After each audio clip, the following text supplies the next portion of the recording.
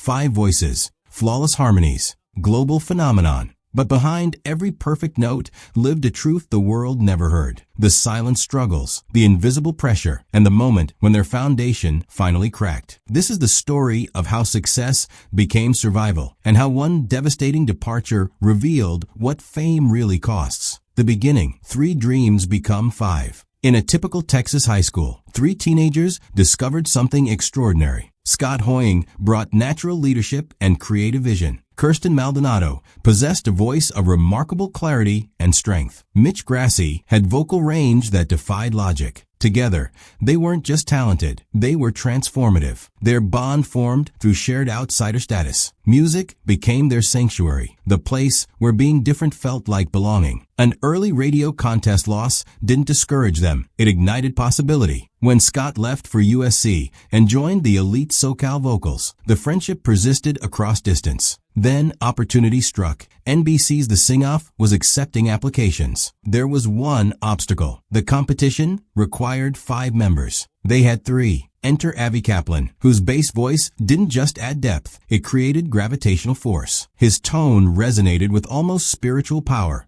earning him deep respect in the vocal community. Then came Kevin Olusala, a Yale graduate whose viral cello boxing videos showcased impossible talent, simultaneously playing cello and beatboxing, fusing classical and modern in ways never seen before. They met one day before auditions, 24 hours to become a unified group. It should have failed spectacularly. Instead, magic happened. Their voices locked together with inexplicable precision. Each sing-off performance pushed boundaries, took creative risks, and delivered moments that captivated millions. When they won Season 3 in 2011, destiny felt confirmed. Victory should have meant opportunity. Instead, it revealed harsh industry reality. Nobody understood how to market an a cappella group. Epic Records signed them, then dropped them months later. The message was brutal. The establishment didn't believe in their future. Most artists would have surrendered. These 5 chose rebellion. They turned to YouTube, needing no permission or label approval. From their modest LA apartment, they uploaded covers crafted with surgical precision. The response was explosive. Somebody that I used to know went viral. Evolution of music spread globally. Their subscriber count skyrocketed into millions. They'd bypassed traditional industry gatekeepers entirely, building a devoted fan base called Pentatonix, who weren't casual listeners but passionate advocates. Success arrived fast, but it brought hidden costs nobody anticipated. The machine, when dreams become demands. From outside, their trajectory looked purely triumphant. Albums charted, tours sold out, Grammys accumulated. But inside the whirlwind, a different reality emerged. The YouTube model that liberated them created new imprisonment, algorithmic demands. Unlike traditional album cycles allowing creative breathing room, digital content required constant output. Visibility demanded presence. Presence required perpetual production. Touring intensified from occasional shows to months-long international schedules. Their calendar became endless airports, hotels, soundchecks, performances, with barely time to breathe between obligations. Each member carried unique burdens. Scott felt leadership weight, responsible for maintaining momentum and making decisions affecting 5 careers. The pressure to stay relevant, to keep growing, settled heavily on his shoulders. Anxiety he hid from fans crept into quiet moments. Kirsten navigated particular challenges as the only woman. Industry scrutiny fell differently on her. Every choice analyzed through gendered lenses her bandmates escaped. She also assumed unspoken emotional labor, smoothing tensions and maintaining group harmony, often at personal cost. Mitch wrestled with identity beyond music. His fearless individuality inspired millions, but visibility brought vulnerability. Every life aspect became subject to public judgment. The confidence he projected on stage didn't always match private struggles, with constant scrutiny's weight. Kevin became the group's steady anchor, his discipline and technical brilliance maintaining their high standards. But relentless touring meant extended separation from family, faith communities, and quiet reflection his soul required. Excellence demanded sacrifice, and costs accumulated invisibly. And Avi, their vocal foundation, fought the quietest, most profound battle. the breaking point, when foundation crumbles. To everyone, Avi seemed unshakable. His bass grounded every arrangement. His calm demeanor suggested inner peace. But Avi's stillness wasn't tranquility, it was suppression. Unlike others, Avi never craved spotlight. Music was spiritual connection, not spectacle. He loved creating and harmonizing, but fame's noise felt fundamentally opposed to his authentic self. Every tour meant months from what grounded him: nature, family, solitude. Travel wasn't exciting, but disorienting. Hotels weren't luxury, but isolation. Performances weren't thrilling, but exhausting. He loved his bandmates deeply, but the machinery surrounding their music was suffocating something essential inside him. His bandmates noticed his quietness, but misread it as personality rather than distress. Avi struggled to articulate his pain.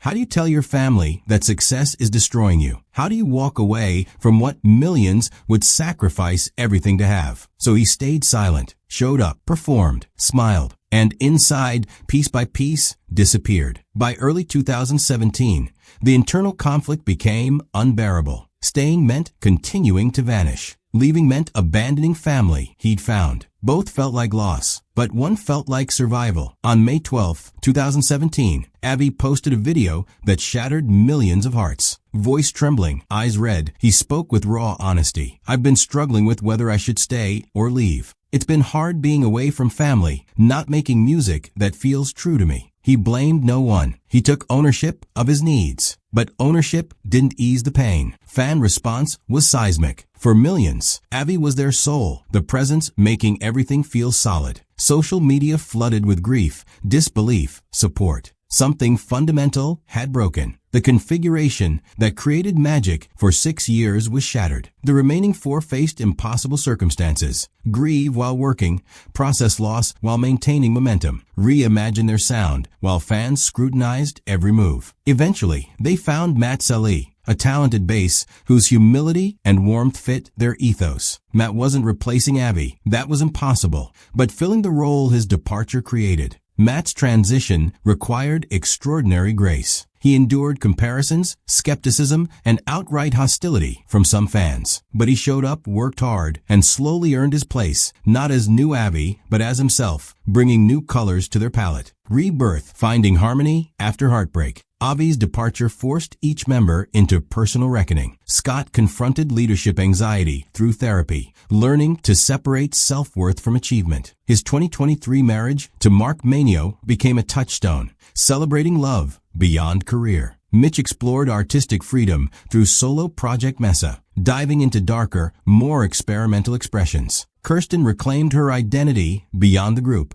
speaking openly about pressures women face and emotional labor she'd carried. Kevin found grounding in fatherhood, his priorities reoriented but passion sharpened. Together, they emerged transformed, not just musically but emotionally. Their harmony, once effortless, became intentional, woven from growth, pain, and rediscovery. Meanwhile, Avi created music aligned with his soul, earthy, folk-inspired, deeply personal. His albums revealed a man who'd found peace through an agonizing but necessary choice. Legacy, more than music. Today, they stand as survivors of an industry that often consumes more than gives. They've endured burnout, lineup changes, personal demons, overwhelming expectations. Yet they continue rising, voices intertwined, resilient. Their legacy isn't defined by Grammys or viral hits alone, but by millions their music comforted and inspired. It's defined by willingness to be vulnerable, to change, to keep singing when the world felt heavy. What lies ahead remains uncertain. Perhaps more albums, perhaps reinventions, maybe eventual farewell. But for now, they remain a testament to voice's power, not just the one that sings, but the one that speaks truth. In the end, their greatest harmony has always come from their humanity. They proved greatness isn't born through perfection,